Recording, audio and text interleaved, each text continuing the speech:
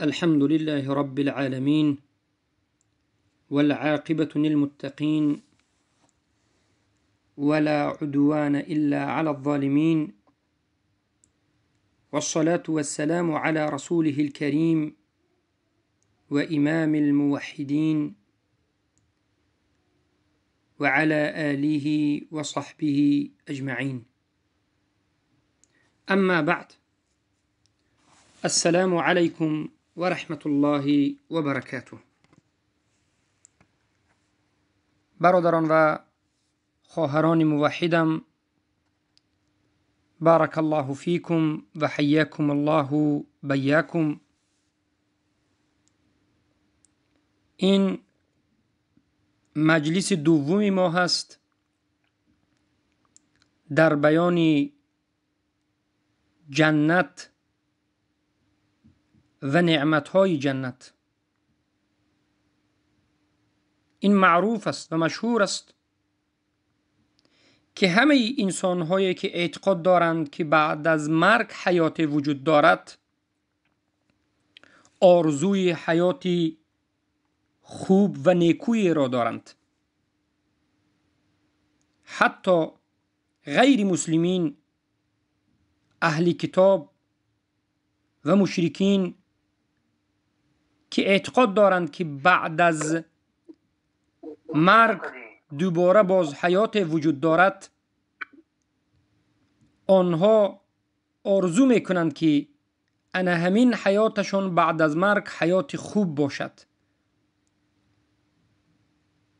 نامش را جنت میگویند یا نمیگویند، لیکن اعتقاد دارند که یک حیات خوب بعد از مرگ وجود دارد. مشکلی اهل کتاب و مشرکین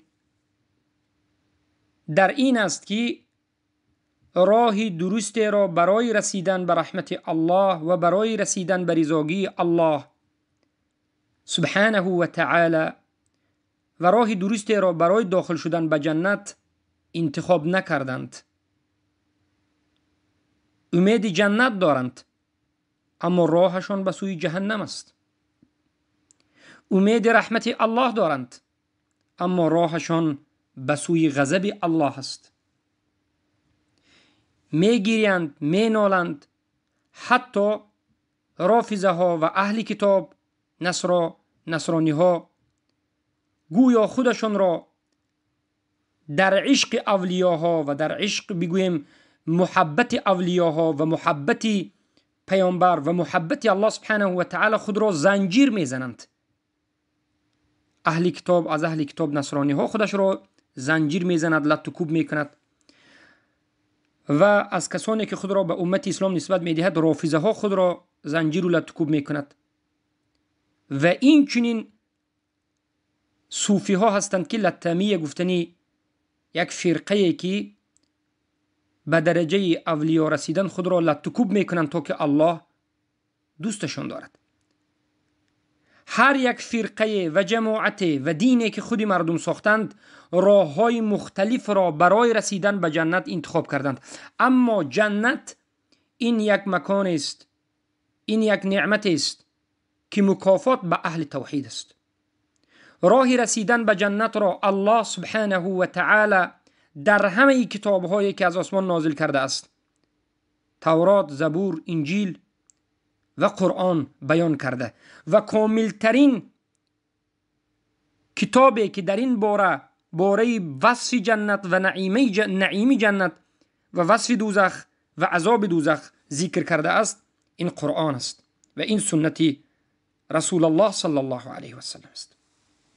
حتی الله سبحانه و تعالی رسولش محمد صلی الله علیه و سلم را به نزد خودش به آسمان بالا برد و از جنت و از دوزخ خبرش داد و نشانش داد تا که این خاتم الانبیاء والمرسلین محمد صلی الله علیه و سلم به امتش از نعمتهای جنت خبر بدهد و از عذاب دوزخ خبر بدهد.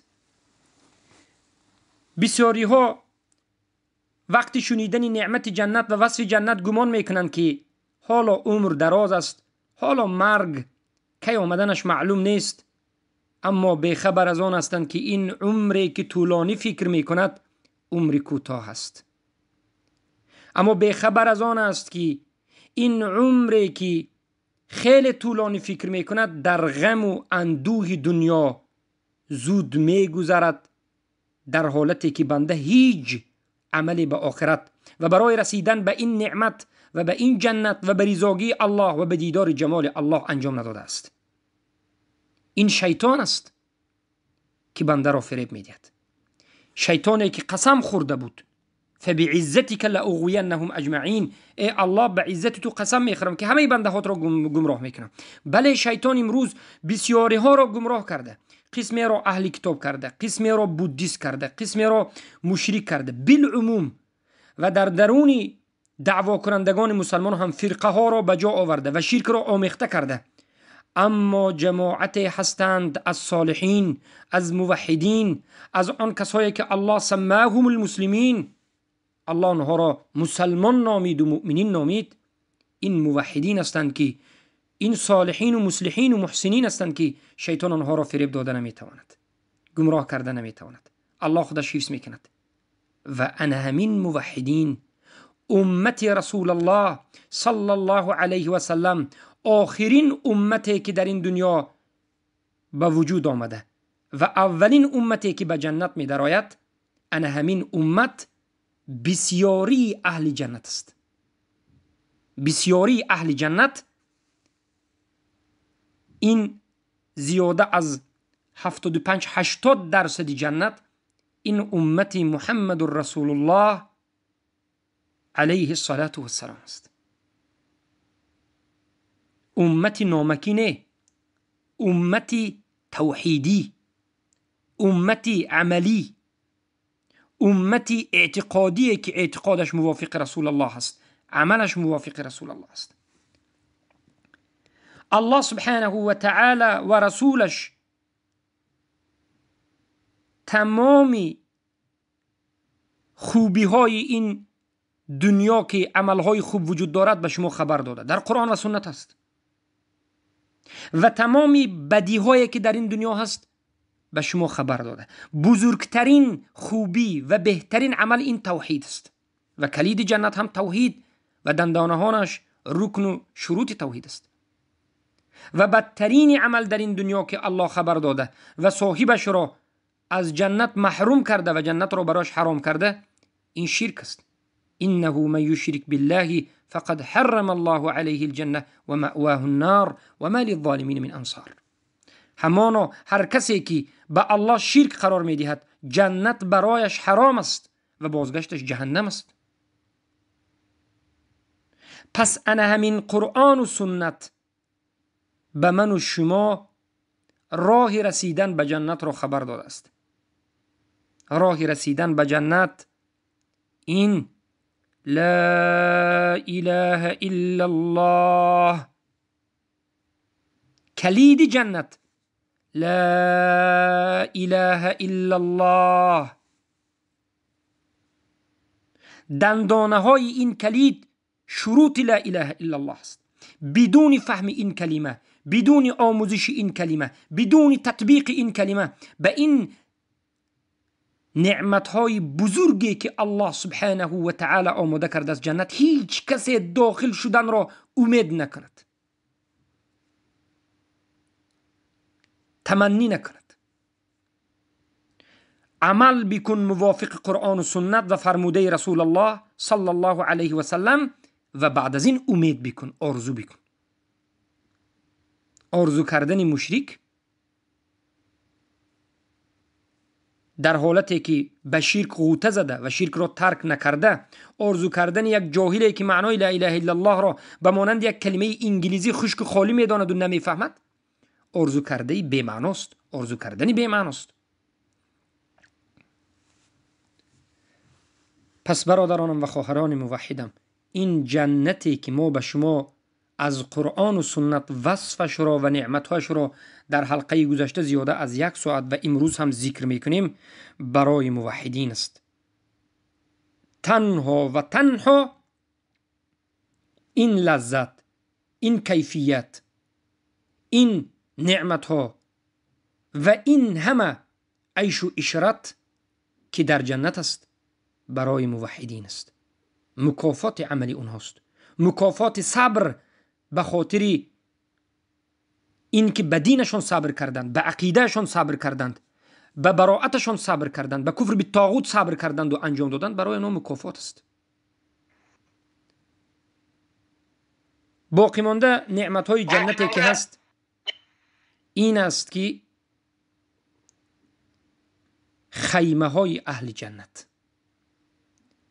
ای کسی که جنت را می خواهی، رضاگی الله را می خواهی، به توحید جنگ بزن. البته که جنت حتما از آن توت، زیرا که الله وعده داد که جنت برای مؤمنین و متقین و موحدین است. و در همین جنت یکی از نعمتهای جنت برای مؤمنین و موحدین این خیمه های اهل جنت است. خیمه معروف است. هر کسی که به جنت می درآید خیلی هم سرزمین زیاد برایش هدیه شده، از جانب الله بخشیده شده است. کمترین انسانی که در جنت زمینی کمترین را دارد 10 مراتبه این دنیا و در روایت 10 مراتبه از همه بزرگترین پادشاه این دنیا است. تصور کنید که کمی بزرگتر، کمی موحدی بزرگتر باشد، کمی مسلمانی قویتر باشد، 50 و 100 ها برابر بزرگتر از این دنیا است. در درونش همه نعمت ها هست، قصرها هست، اما باز الله سبحانه و تعالی برای زیبا گذرانیدن این زندگی در جنت، برای عیش و عشرت، برای کیف و صفا و لذت، خیمه های را برای اهل جنت باز می بخشد، انعام می کند. خانه دارد، با خیمه دارد. یکی از نعمت های جنت این خیمه جنت است. خیمه ها به هر یک نفر، چه که رسول الله صلی الله علیه و سلم خبر دادند که در حدیث متفق علیه آمده است: ان للمؤمن فی الجنة لخیمه من لؤلؤة واحدة مجوفة طولها في السماء 60 میلا للمؤمن فيها أهلون يطوف عليهم المؤمن فلا يرى بعضهم بعضا. به هر یک مؤمنی که داخل جنت می شود الله برایش خیمه های را انعام می کند، می دهدش که این خیمه ها از لؤلؤ ساخته شده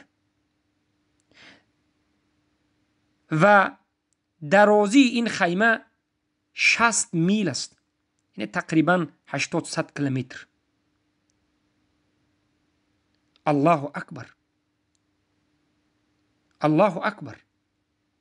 به واسطه این خیمه می دروید، دور می زنید، دن می گیرید. یطوف علیهم المؤمن، مؤمن با واسطه همین خیمه دور می زند و در درون خیمه دور می زند. در سرزمین خودش، یک سرزمین بزرگی که مراتب ها از این دنیا بزرگتر است، دور می زند. این هم یک نعمت جنت است، مکافات جنت است به توی اهل توحید، به توی مسلمان و مؤمن.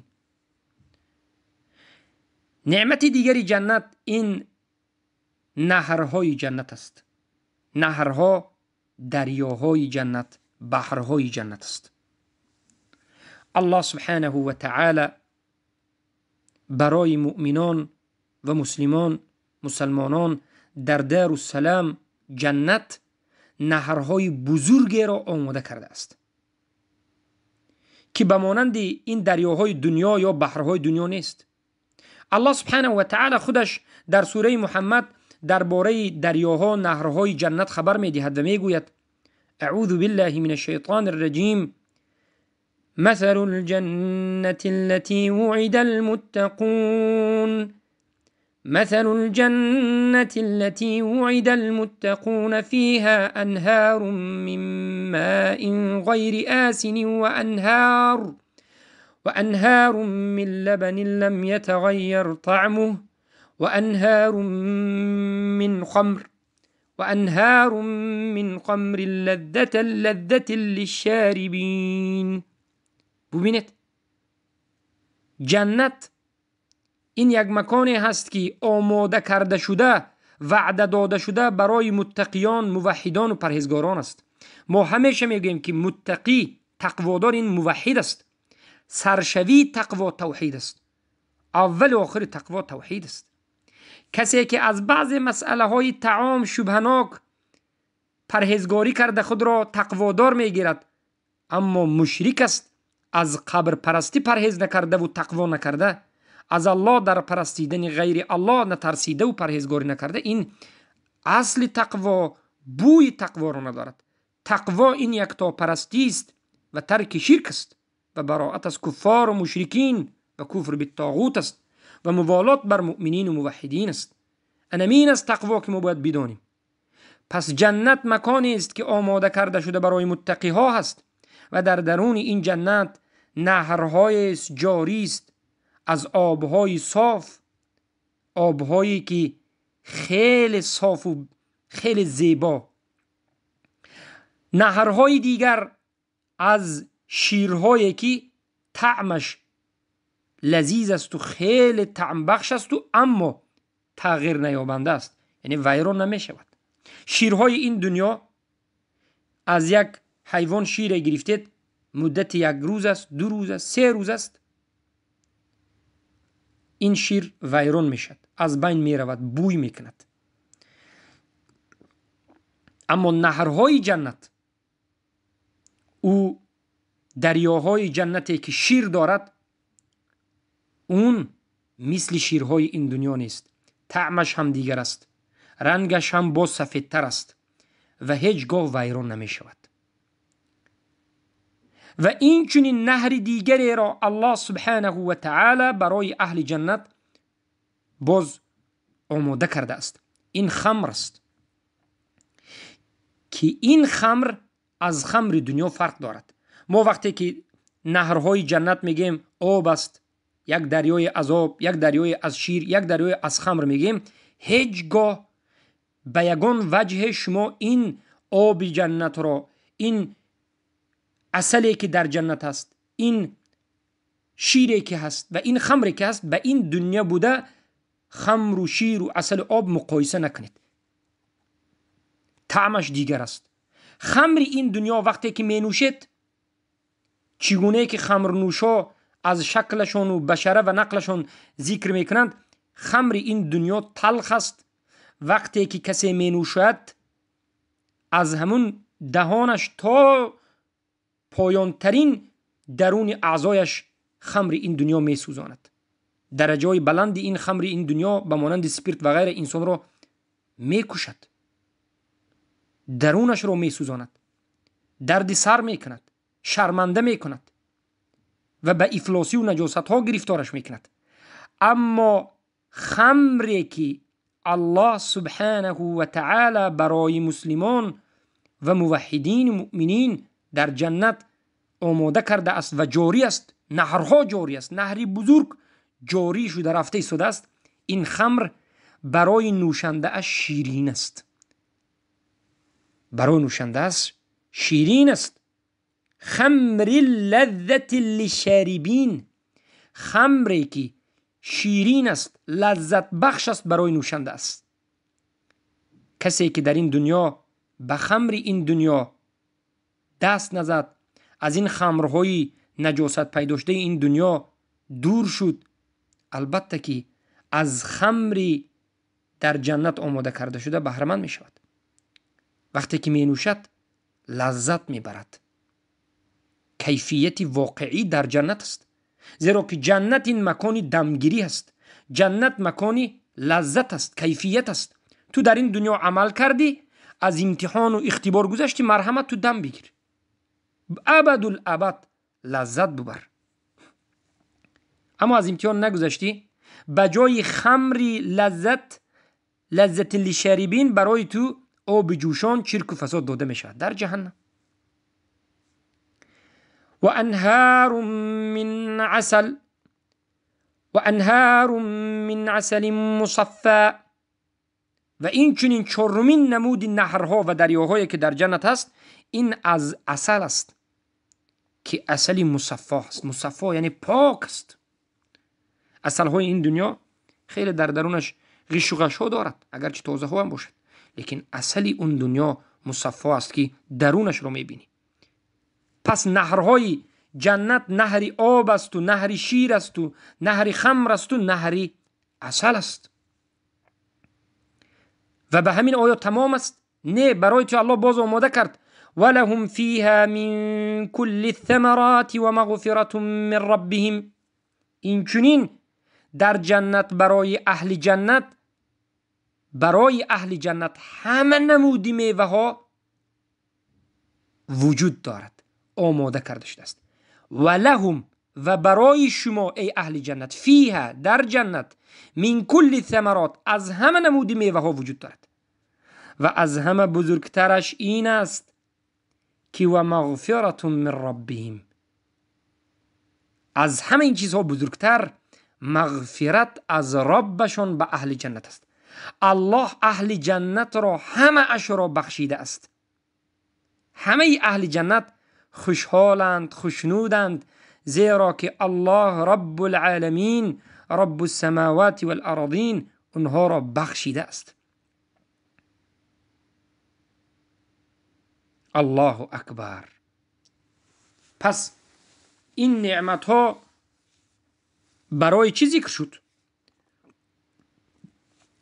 ای موحد، ای مسلمان، در قرآن این نعمت های جنت را و این وصف و جنت را الله به خاطر این ذکر کرد که تو وقتی که موحد می شوی و به خاطر این دین اذیت می کشی، بدانی که این دنیا دنیای باقی نیست، این دنیا دنیای فانی هست و عاقبت الامر این روز آخرت است و نتیجه توحیدت، ایمانت، انا همین مکافات برای تو است و بشارت برای تو است. آیا ایمان به سخن الله داری؟ آیا تصدیق میکنی این خبر الله را؟ اگر ایمان داشته باشی خوشا به حال تو. سلف صالح که به این آیت ها ایمان قوی داشتند، در این دنیا هیچ آرزوی دنیوی، هیچ نقشه های طولانی و هیچگاه به خاطر دنیا جنت را زیر سوال یا که جنت را رفتن به سوی جنت را ترک نمی کردند و همیشه کوشش می کردند که به همین مغفرت الله و به همین رضاگی الله نائل شوند، عمل می کردند. سبحان الله. امروز یک دانه خرما را یک کس وقتی میدید از تو اجر میخواهد، از تو مبلغ میخواهد. حتی خویش و اقربا به همدیگر یک چیزی کوچک را بدون عوض و بدون مبلغ دادن نمیخواهند. ببین این جنتی که این همه نعمت دارد آیا بی ارزش است؟ ارزش دارد. ارزش این توحید است. توحید است. لا اله الا الله محمد رسول الله است. چی قدری که لا اله الا الله را آموختی، چی قدری که فهمیدی، چی قدری که عمل کردی، تطبیق کردی، انمون قدر به جنت نزدیک میشوی و جنت نعمت های زیادش به تو نصیب میشد. در حدیث صحیح وارد شده است که رسول الله صلی الله علیه و سلم میگن، خیلی که امام ترمذی روایت میکنند در سننشون، ان فی الجنة بحر الماء و بحر العسل و بحر اللبن و بحر الخمر ثم تشقق الانهار بعد. همانا که در جنت بحر از آب هاست و بحر از عسل است و بحر از شیر است و بحر از خمر است و باز بحرهای دیگر جاری است و انا همین نمود بحرها در هر یک زمین و خانه مسلمان و موحدی که به جنت داخل شده است وجود دارد. قصرها داری، باغها داری و در پهلوی باغت نهرها جاری است. خدمتگار کننده ها داری. کمترین آدمی که خدمتگار دارد در بعضی روایت ها 10,000 نفر خدمتگار است که درباره این هم میاریم. غلمان ها، زن داری، زن خودت، فرزندهایت و باز اگر یک مسلمان عادی موحد وفات کرده باشه 2 حور العین به تو داده می شود. زنها از همون شوهر خودشان راضی اند. زیباترین زنها زنهای موحده هستند که در این دنیا موحده بودند. همه خوشنود، همه خرسند. الله اکبر. پس انا این نعمت جنت است که انسان عاقل، انسانی که میخواهد بریزوگی الله نائل شود، به این دین چنگ میزند. کسی میخواهد که به این جنت برود و نائل شود، به این دین چنگ میزند. کسایی که در جنت هستند اونها تشنه نمیشوند، اما این آب رو، این شیر رو برای شکستن تشنگی نمیآشامند، برای کیفیت میآشامند. اهل جنت وقتی که از حوض کوثری رسول الله می نوشند دیگر هیچگاه تشنه نمیشوند. تشنگی و گرسنگی در جنت وجود ندارد، اما تناول کردن طعام و نوشیدن شراب این برای کیفیت و لذت است.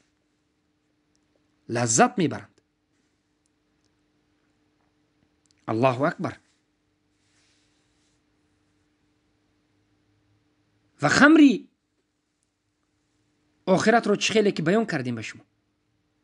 خمر جنت طعمش شیرین است، بوی خوش دارد.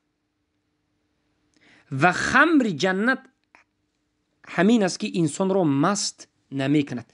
یعنی در جنت با فکر نکنید که کسی خمر خورده دیوانه شده، مست شده، اینو آنو. نه، لذت هست، کیفیت هست، اما این حقارت و دشنام و مستی احمقی که در این دنیا هست، از این خمرهایی که این دنیا الله حرام کرده است، در آخرت وجود ندارد. و هیچ کسی به سبب نوشیدن خمر آخرت به درد سر و به کسلی و به این چیزا گرفتار نمیشد. خوب دقت بدید. الله سبحانه و تعالی در جنت برای نبیش اکرام فرموده و این یکی از فضیلت‌های پیامبر صلی الله علیه و سلم است که به پیامبر صلی الله علیه و سلم حوضی را انعام کرده است.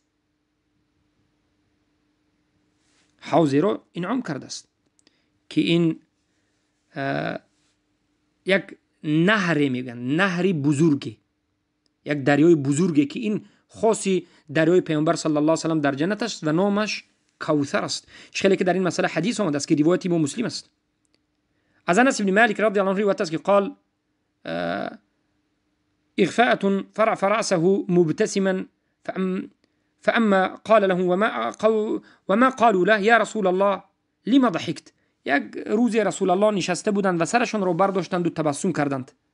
سرشون رو خم کردند، نشسته بودند، سر رو برداشتند و تبسم کردند. صحابگان پرسیدند که یا رسول الله برای چی تبسم کردید و خندیدید؟ رسول الله گفتند که به من نازل شد انه انزلت علی،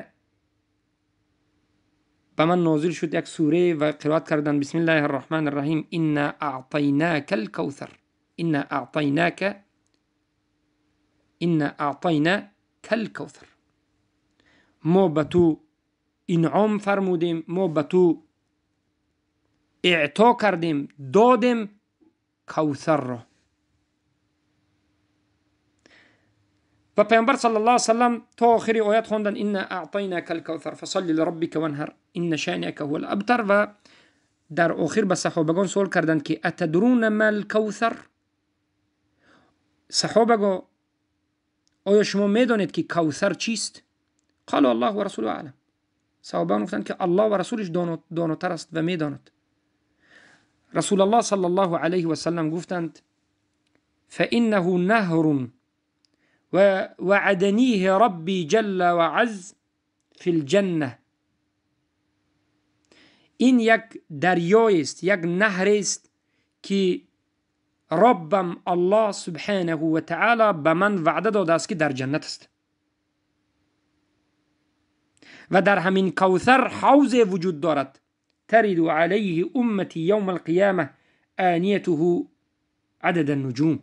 انا من کوثر با حوض به خودش دارد که امتی من در روز قیامت به این وارد می شوند که همون کاسه هایی که در لب حوض مانده است به مانند عدد نجوم است.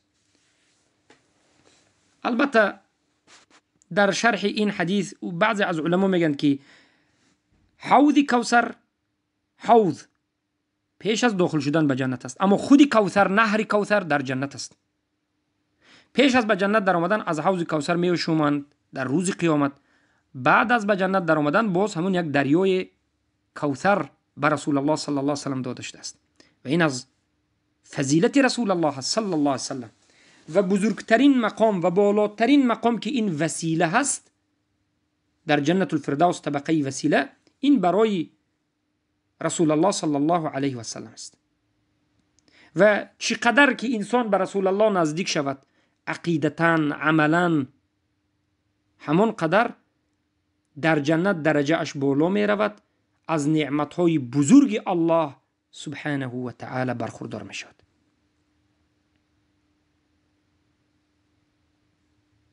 بارک الله فیکم. پس این بود دریاهای جنت و دیگر عسل جنت، شیری که در جنت، دریاچه های شیری که وجود دارد. برای اهل جنتی که به جنت وارد شدند، از این دنیای ابتلا به دنیای مکافات رفتند، پیروز شدند و خرسند شدند و به جنت در آمدند. الله سبحانه و تعالی برای این مؤمنین و موحدین سریرهای را، کرسیهای را آماده کرده است. سریر، کرسی، بسیاری انسان ها نمیفهمند. این کلمه های تاجیکی است. یعنی همون دیوان هایی که امروز میشینید و تکیه میکنید و دم میگیرید. در جنت هم انا همچنین سریرها وجود دارد که اهل جنت به آن میشینند و تکیه میکنند و دم میگیرند. الله سبحانه و تعالی تبارک و تعالی آماده کرده است این سریرها را برای بندگان مؤمنینش در جنت، به خاطر دم گرفتن و راحت کردن، خوشبختیشون. برای چی؟ برای که این یک مکافات جزای هست که در این دنیا عمل کردند، اطاعت الله را کردند، عبادت الله را کردند. در سوره یاسین آیت 65 الله سبحانه و تعالی نظر میکند: هم و ازواجهم فی ظلال علی الارائک متکئون. آنها و زنهایشون. پس این دلالت میکند که هر کسی که در این دنیا زن و شوهر در حالت توحیدی بودند، در حالت ایمان و اسلام و این توحید بودند، در آخرت هم در یک جا زندگی میکنند. الله اکبر.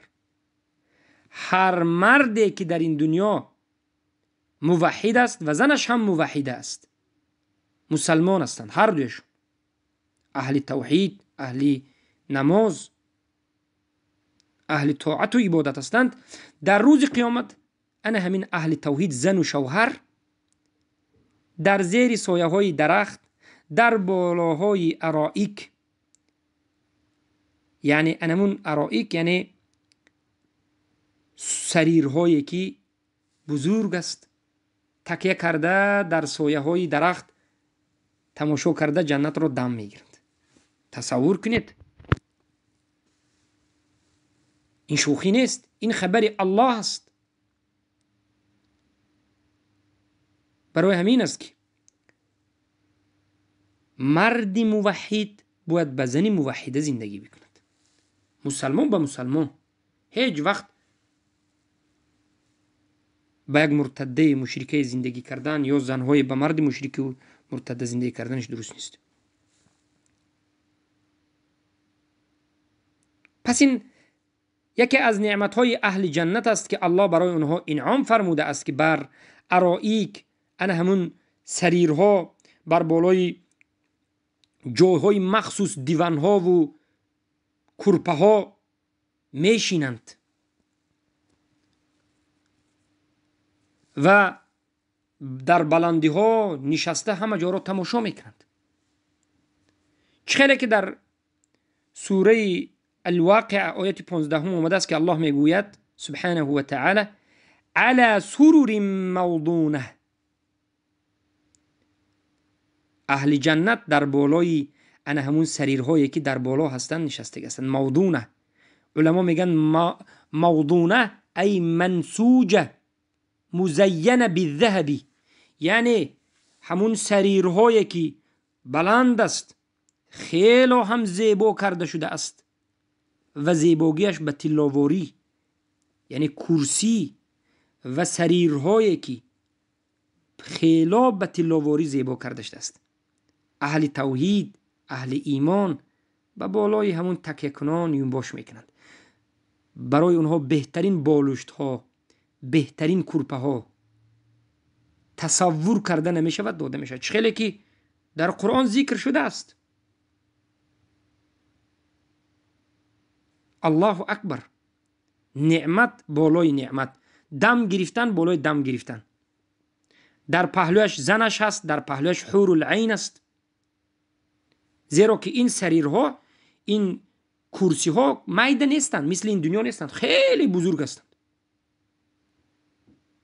کرسی های این دنیا کوچک است، خیلی کرسی بزرگ است که زنت هم در پهلوت است. حور العین، زنهای بیشتیت هم در پهلوت است، خدمتگارات است. خیلی که در سوره الطور آیت 20 آمده است، نظر بکنید. متکئین علی سرر مصفوفة و زوجناهم بحور عین. مردهای موحد تکیه کرده به همون سریرهایی که صف کشیده، مصفوفه. یعنی اینم مصفوفه علما ذکر کردند، یکی از نمودی ساخته شده اش گفتند. و ما میگد الله برای ان همین موحدین زن دادیم، زنشون دادیم از حور عین. حور عین زنهای چشم کلان، سیاگی چشمش سیاه، سفیدش سفید، خیلی زیبا که برای مردها داده می شود. بارک الله فیکم. اکنون این بود یکی از نعمتهای دیگری جنت که سریر جنت گفته می شود. بیاید نظر بکنیم به نعمت دیگری جنت که لباسهای اهل جنت، او زیباگی هایی که اهل جنت از نقش و نگارهایی که به خودشون استفاده میبرند. بله الله سبحانه و تعالی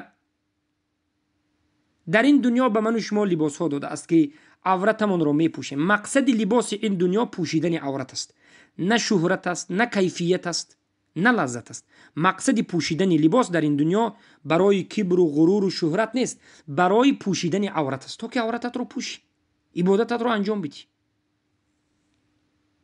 اما لباسی که در جنت است، این برای لذت، برای زیباگی و برای کیفیت به تو پوشانیده و داده می شود.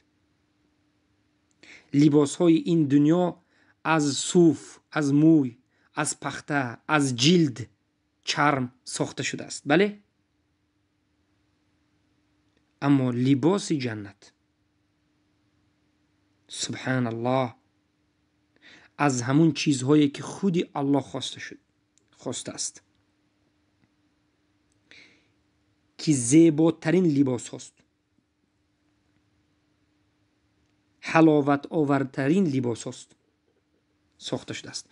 در این دنیا از همه لباسی که برای انسان حلاوت بخشتر است و مردم همینه بسیار به خاطر کبر و غرور و شهرت می پوشند، این شالک هست. حریر میگیم به زبان عربی، ابریشمی به زبان تاجیکی لباس هایی که ابریشمی است، به زبان روسی شالک میگن. لباس های شالکی پوشیدنش برای مردها حرام است، زیرا که رسول الله صلی الله علیه و سلم گفتند من لبسها فی الدنیا، ای من لبس الحریر فی الدنیا، هر کسی که همین لباس های حریر، ابریشمی، شالکی رو از این مردها در دنیا بپوشد، لم یلبسه فی الاخره، لم یلبس فی الاخره، لم یلبس فی الاخره، در آخرت این لباس رو نمی پوشد.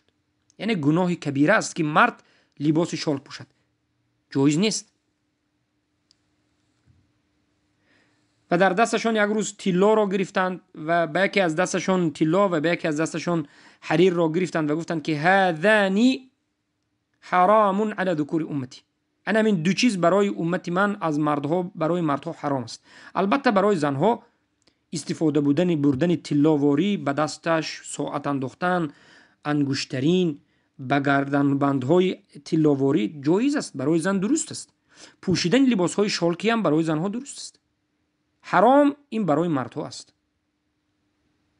اما در روزی که انسان ها به جنت می درآیند، اهل جنت داخل جنت می شوند، الله سبحانه و تعالی برای اینها تاجهای از طلا و از زیباگی های طلا و لباس های از حریر و هزارها مراتب بهتر از حریر این دنیا برایشان می دهد و انعام می کند. و البته لباس جنت معروف است که زیباترین لباس است. چخیلی که در سوره الانسان آیت 21 الله سبحانه و تعالی ذکر می کند و می گوید عالیهم ثياب سندس خضر و استبرق وحلوا أساور من فضة وسقاهم ربهم شرابا طهورا.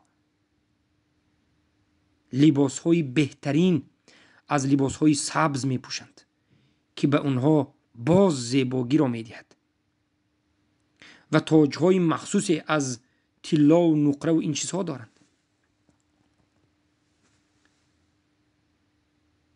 پادشاه های این دنیا به خودش تاج ها را ساخت، به دستش به سرش از طلاها مخصوص چیزها را می سازد.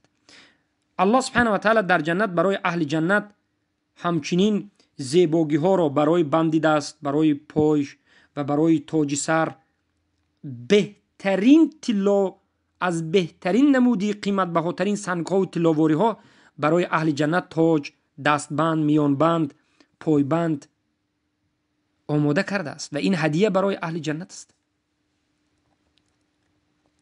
زیرا که این حرام بودن طلا و این حریر این در این دنیا است، این ابتلا است. در این دنیا که گفتی الله را اجرا کردی، اطاعت کردی، در روز آخرت بعد از اینکه از امتحان گذشتی الله سبحانه و تعالی کدام چیزی را خواهد به تو هدیه میکند.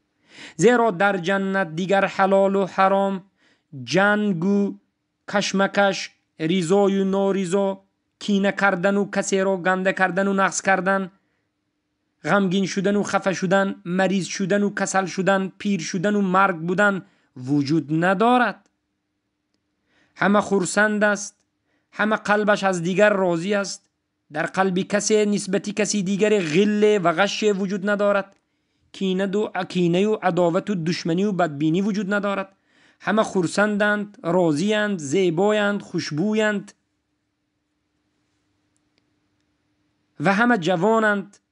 درد نیست، کسلی نیست، امتحان نیست، عبادت فرضیت امتحان ابتلای مخصوص نیست، دمگیری است و عیش و عشرت است. زیرا که اینها از ابتلای دنیا گذشتند و سربلندان نگذشتند و اینها با توحید و با ایمان و با اخلاص گذشتند.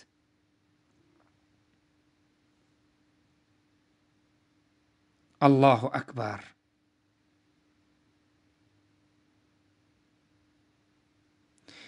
بله، لباس اهل جنت کونه نمی شود. چخیلی که صفت لباس این دنیا همین است که استفاده بردی، چقدر زیاد استفاده بردی همون قدر کهنه می شود.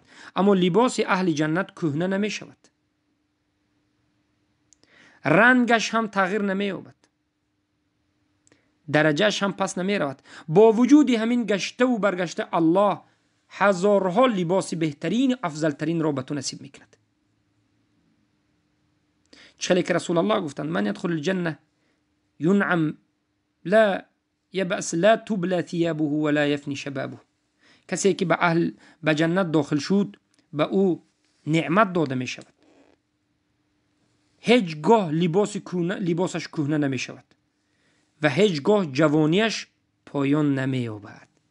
امروز چقدر انسان ها آرزو دارند که جوانیشان تغییر نیابد و در سن جوانی بمانند. امروز چقدر این کفاری که میلیاردها پول دارند وقتی که به سن 50 و 60 رسیدند شکلشان که آجین شد و این چهرهشان تغییر یافت، به زیر جراحی ها رفتند و چهره های خود را این طرف و آن طرف کشیدند و شکل خود را باز به جوانی مانند کردند. اما جسمشان باز پیر است، مغز سرشان باز پیر است، قلبشان خسته و پیر است، چشمشان پیر است، شکل خود را کمی پوست را جوان میکنند.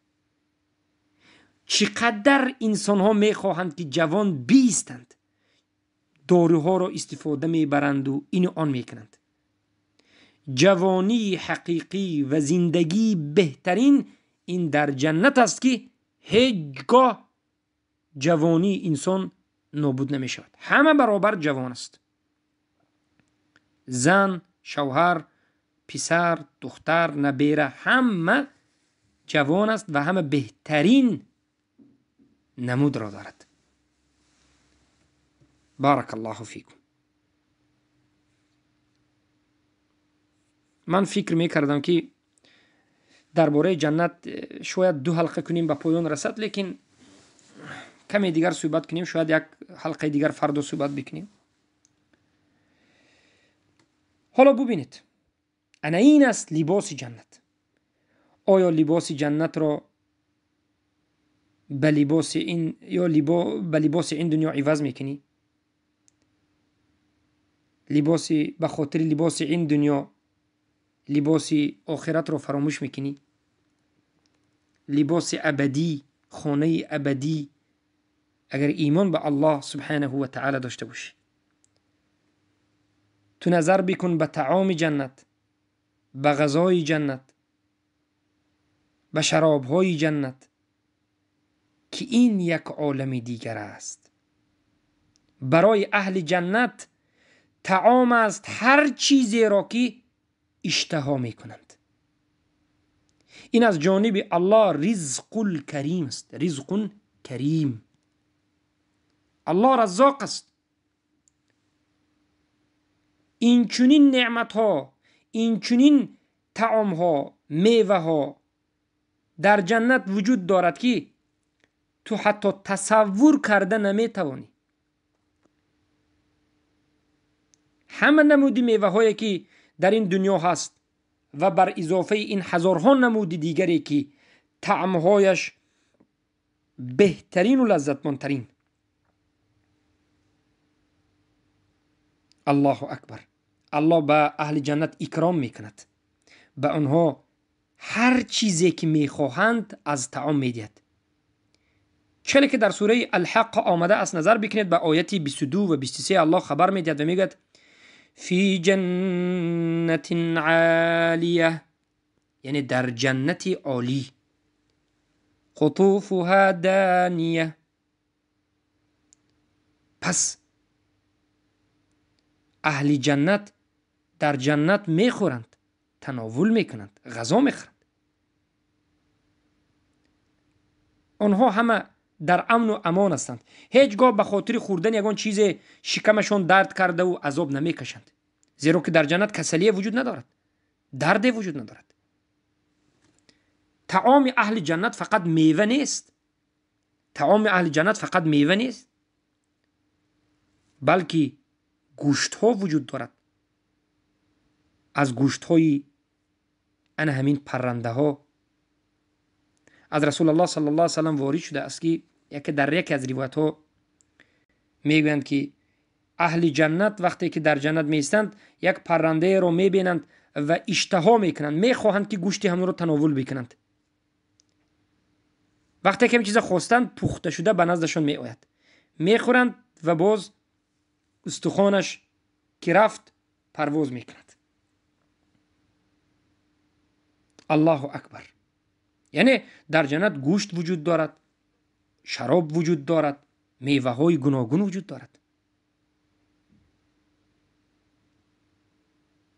چهره که در سوره انسان آمده است آیت 15 که الله میگه یطاف علیهم بآنیه، یعنی به کاسه ها، به طبق ها در گرد شما خدمتگارهای شما دور زده میست.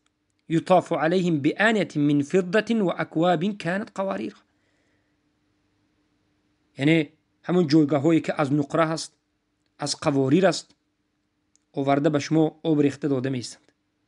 دیگر نه فقط آب، دیگر نمودی شراب ها. الله اکبر. پس انا این است میوه های اهل جنت. و بعد از این بارک الله فیکم یک چند دیگر از